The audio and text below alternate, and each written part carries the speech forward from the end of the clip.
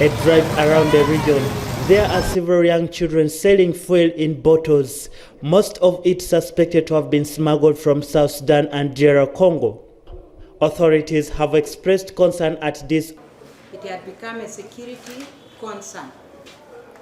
Children ages between 5 and 12 are the ones selling fuel on the roadside.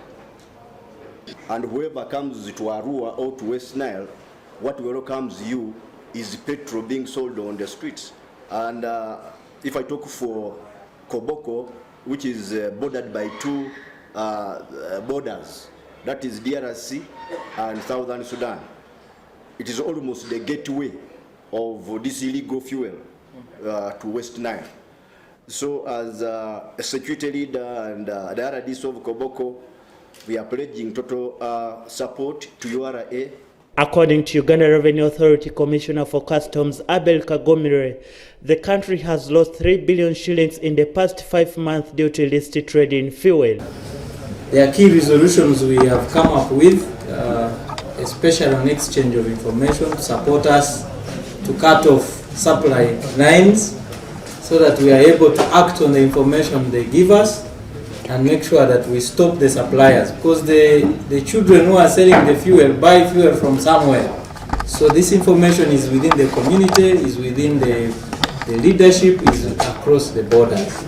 In the midst of all this, a recent inter-border meeting saw South Sudan government accusing Uganda of abruptly suspending movement of fuel trucks through Oraba border point in April 2020 without consideration of all the parties concerned. The suspension of the movement was meant to deal with fuel smuggling, but also impacted activities across the border in South Sudan.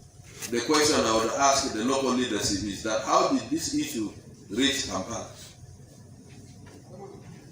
Because your leaders and your leaders so that you can be able to handle issues at your level before they go to another level. So for me, I would want to say that the blame still goes back to you. And this is a very burning issue because it is stopping even the generation of generating incomes within the county and the other side. I said this must be ironed.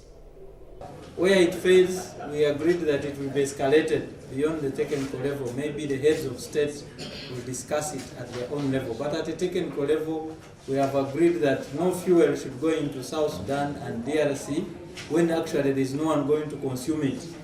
So we'll make sure that we do due diligence and controls at our borders, that the fuel that goes into those countries is meant to go to those countries and should not come back.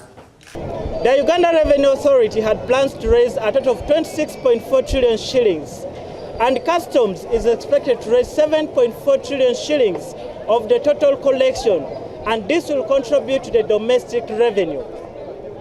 Rashul Adit, NTV News.